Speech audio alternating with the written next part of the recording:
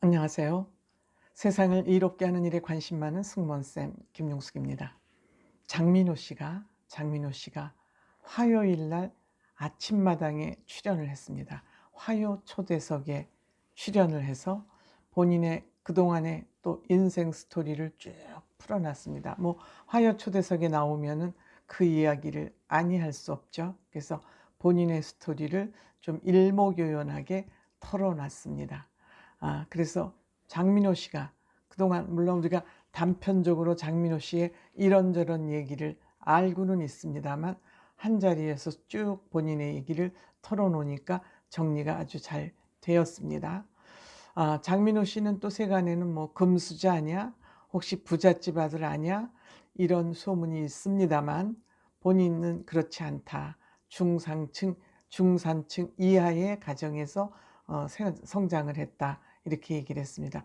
장민호 씨는 너무 얼굴이 훤하고 하기 때문에 아무리 밥을 굶어도 배 터져 죽었다. 이런 평가를 받을 만한 외모를 갖추고 있기 때문에 부잣집 아들, 또 더 나가서 재벌집 아들 아니야? 금수저 집안 아니야? 이런 오해를 받기도 했었던 것 같습니다. 그런데 전혀 아니라고 본인이 직접 얘기를 했습니다. 그래서 이번에는 장민호 씨 얘기, 풀 인생 스토리, 지금까지의 46살인가요? 풀 인생 스토리를 한번 또 훑어보도록 하겠습니다. 시청하시기 전에 빨간 구독 버튼, 좋아요, 알림 버튼 꾹 눌러주시면 감사하겠습니다. 고맙습니다. 아침마당 매주 화요일은 화요 초대석, 화제가 되는 인물들을 초청을 해서 이야기를 듣는 그런 시간이 화요 초대석이죠. 장민호 씨는 이제 화요 초대석에 나와서 본인은 사실 연기에 관심이 있어서 아버지가 장민호 씨 손을 잡고 연기 학원을 갔다 그럽니다. 그런데 연기 학원에 다니면서 CF 촬영을 하게 됐다 그래요. 그러니까 머리를 삭발을 하고 껌을 씹는 그 핫한 광고를 찍었다 그럽니다. 그런데 그 광고를 찍고 나서 소속사에서 급격하게 연락이 오기 시작했다 그럽니다.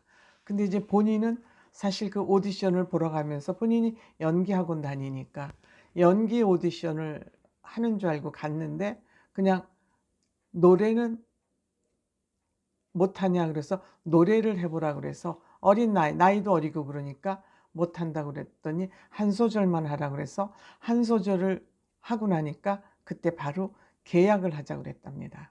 그러니까 얼굴이 워낙 잘생긴 데다가 노래도 잘 부르니까 조금만 연습을 하고 훈련을 하면 훌륭한 연예인이 되겠구나 생각을 했겠죠. 그래서 데뷔한 것이 유비스로 이제 그룹으로 데뷔를 했는데 그 데뷔를 할 시점에 H.O.T, 잭스키스, 신화, 태사자 이런 쟁쟁한 그룹들이 같이 활동을 하게 되면서 장민호 씨가 속한 유비스는 그냥 존재감이 없이 쓰러지고 만 것이죠. 그래서 내가 연기자를 나는 오디션을 하기 위해서 연기를 했는데 내가 준비가 안 돼서 참 할 수가 없구나. 공부가 안 된 것이 한계구나 하고 염증이 좀 생기기 시작했는데 그 그룹이 망한 후에 또 다른 관계자들로부터 계속 연락을 받았다는 거예요. 워낙 뭐라 그럴까 마스크가 좋으니까 여기저기서 끊임없이 러브콜을 받은 것 같습니다. 그래서 남자 듀오 또 바람이라는 듀오로 활동을 했는데 이 또한 쓰러졌다 그럽니다. 그래서 이름을 잘 지어야 된다. 바람처럼 사라지고 말았다 하면서 굉장히 씁쓸했다고 그러죠. 그래서 그는 본인이 감당할 수 있을 만큼만 일을 저질렀는데 일을 너무 크게 저지르다 보니까 수입도 없고 어떤 달은 휴대폰 요금도 못 낼 정도가 됐다 그럽니다. 그러다 보니까 소액 대출을 받기 시작하고 못 갚으니까 또 빚이 불어나고 그래서 공사 현장에 가서 아르바이트도 하고 그 또 스스로 비용을 만들어서 하다가 아마 수영 강사도 이때쯤이 아닐까 이렇게 생각이 됩니다. 그래서 본인은 이제 어차피 연예계를 떠나야 되겠다 싶어서 항공사 스튜어드로, 남자 승무원이죠. 여자는 스튜어디스라고 부르고 남자는 스튜어드라고, 그렇게 이제 어쨌든 남자 승무원이 되기 위해서 이제 어떤 일을 할까 생각하다가 내가 미련을 끊으려면 어쨌든 뭐 내가 외국을 나가서 활동을 해야 되겠다, 이렇게 마음을 먹었을 것 같아요. 그래서 장민호 씨가 지금 중국어를 곧잘 하는 것도 아마 이때 중국어를 열심히 했던 것 같습니다. 장민호 씨 마음 먹으면 굉장히 꼼꼼하고 섬세하고 집중을 잘하지 않습니까? 집중을 잘하는 사람은 그 진가가 언제든지 하여튼 발휘가 되기 시작합니다. 근데 이 승무원 준비를 하고 있을 즈음에 또 아는 형, 정말 믿고 따르는 보기 드물게 좋은 매니저 형한테 연락이 와서 우리 이제 좀 장르가 다른데 트롯을 좀 해보면 어떠냐, 이렇게 이제 제의가 와서 제가 학원 좀 끊어둔 날짜도 남고 그랬는데 제의가 와서 트로트를 그때 준비하게 됐다 그럽니다. 그래서 그때 준비하고 또 장민호 씨는 KBS가 주최한 오디션 프로그램에서 고군분투해서 그때 1위 했다 그러지 않습니까? 그래서 최종 우승을 했는데 내가 최종 우승을 했으면 또 이제 스타가 되지 않겠나, 이렇게 생각을 했는데 또 무명의 시기가 또 그때도 계속 됐고, 얼마나 고민이 컸겠습니까? 물론 그때는 이제 트롯 가수로 활동을 어느 정도 하고 있고 뭐 남자는 말합니다도 발표하고 활동을 하고 있지만 대중에게 그렇게 많이 알려진 가수는 아니었죠. 근데 그 무명 가수 생활을 하면서 이제 닦았던 그 실력이 미스터 트롯 오디션을 통해서 발현이 된 것이죠.